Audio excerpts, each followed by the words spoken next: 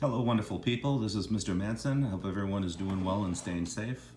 I am doing very well. I just wanted to give you an extra hand on this next assignment.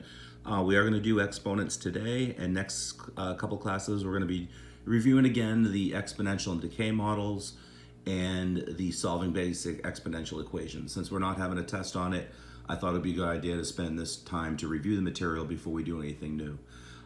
So for this assignment here, you may recognize this. I believe we've done this before. So this is just to refresh your memories and help you with these exponents, especially if you didn't get a chance to before. There are 26 problems all day, so I do several of them with you. So let's do that together. For number one, remember that the big number is the base, the little number is the exponent. So when you're multiplying two numbers of the same base, you simply add the exponents, and then you write the base once, and then you get 4 to the 4, which tells the base to multiply against itself 4 times. So you get a total of 256 for that. I'm also going to provide the answers for you because I think it's important that you should check your work when you do finish it. Now, these answers are the answers, but there is some work to show to get there.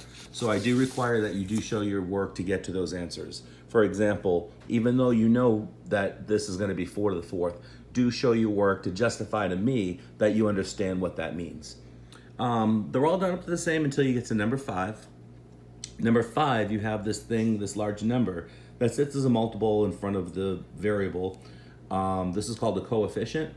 Since everything is being multiplied and multiplication is commutative, you can simply group together the coefficients and group together the variable terms. So then you can multiply the coefficients to get 10, and then remember when the base is the same, you can write the base once and simply add the exponents to get 4 plus 4 is 8. So this is an example of showing an extra step that is not just showing the answer.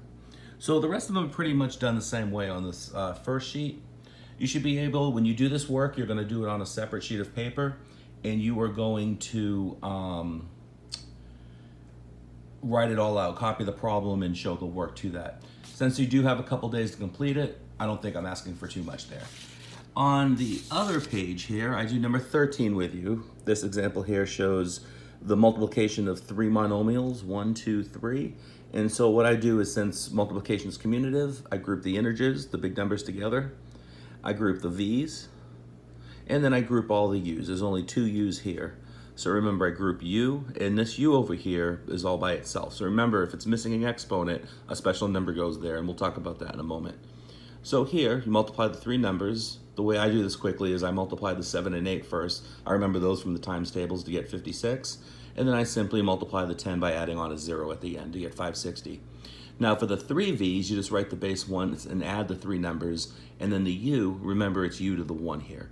So after you add all the numbers, this is the final answer that you get for that one. 14, in fact, the rest of them are done the same way. I did number 18 for you here. The reason why I did number 18 is because it only contained one coefficient of 4. So I just wanted to show you that the 4 just comes along for the ride by itself here, and I went ahead and grouped the U's and V's together, putting the respective ones in their place. Finishing the math, that's what I got for the final answer, was the 4U squared V to the 6th. And the last one I wanted to show you guys before we take off here is number 21. For number 21, it's like the distribution property, but it's not. What you're doing basically is you're taking the number 2 and putting a 1 there as its exponent, and it's like you're distributing the 2. So what I do is I take the 2 that sits on the outside of the parenthesis, it gets multiplied to the first exponent, then it gets multiplied to the second exponents. And that's why I demonstrated over here on both for the base of 2 and the base of x. As you can see, 2 to the 1 is being multiplied by 2, and x squared is being multiplied by 2. So here you multiply the exponents, and then you say 2 to the 2 would give you the 4 there by bringing this stuff down with it. And that's it. I hope everyone stays safe and has a wonderful day.